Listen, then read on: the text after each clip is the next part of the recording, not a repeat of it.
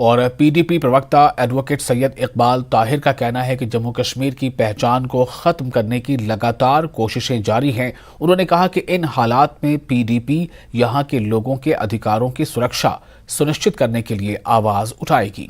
अनंतनाग के बटन इलाके में पार्टी के कार्यक्रम के बाद बात करते हुए इकबाल ताहिर ने कहा कि सरकार को जम्मू कश्मीर के प्रति अपनी नीति में तब्दीली लानी चाहिए।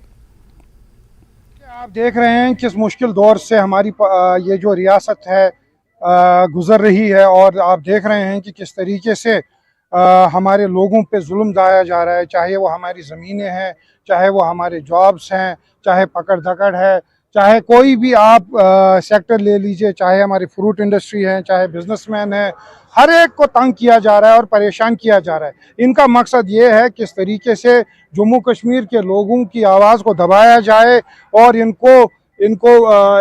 इनकी जो शख्सियत है उसको ख़त्म किया जाए। लेकिन आप देख रहे हैं कि PDP की जो सदर महबूबा मुफ्ती साहिबा है, किस ज़ोर के साथ, किस मजबूती के साथ वो जो जम्मू कश्मीर के लोगों की तर्जुमानी कर रही है, यहाँ पे लोगों पे जो जुल्म की दास्तान है उसको बयान कर रही है, और कैसे ये मरकज़ को समझाना चाहती है कि वो जो पॉलिसी यहाँ पे अडॉप्ट कर रहे हैं वो गलत पॉलिसी है और उसके गलत नतीजे निकलने वाले हैं। बीजेपी की ओर से शोपियां के सर्किट हाउस में एक कार्यक्रम का आयोजन किया गया, जिसमें काफी संख्या में लोगों ने भाग लिया। इस दौरान लोगों ने भाजपा नेताओं को अपनी परेशानी से अवगत कराया। इस अवसर पर क्षेत्रों के लोगों ने अपने अपने क्षेत्र की समस्याओं को पार्टी के समक्ष रखा। पार्टी नेताओं ने उनकी समस्याओं के समाधान का आश्वासन दिया। इस बारे में एक हमारे जो गांव के हमारे बुजुर्ग लोग आए थे, व्हाट्सएप से मिलने आए थे ताकि हमारी इन मुश्किलात का अजाला हो, जिसमें खासकर हमारे जो नंबरदार का मसला था, बिजली का भी मसला था, पानी का भी मसला था और दूसरे भी बहुत सारे मसले थे।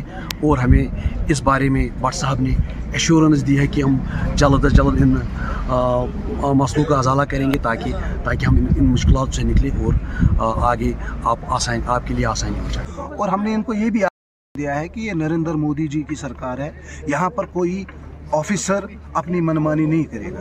यहाँ पर गरीबों के लिए नरेंद्र मोदी जी खड़े हैं और भाजपा का हर कार्यकर्ता इन गरीबों के साथ है।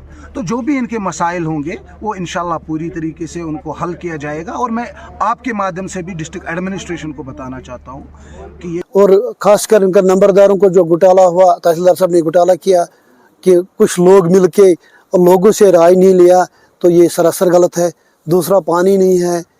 तीसरा मसला बिजली का मसला, यहाँ पे 1000 रुपये बिल इन गरीब लोगों के जो बेचारे 6 महीने उधर रहते, 6 महीने रहते नीचे, तो इनके से हम आपके वसादत से इनको बिल्कुल गवर्नमेंट से अपील करते हैं, इनको रियायत की होना चाहिए।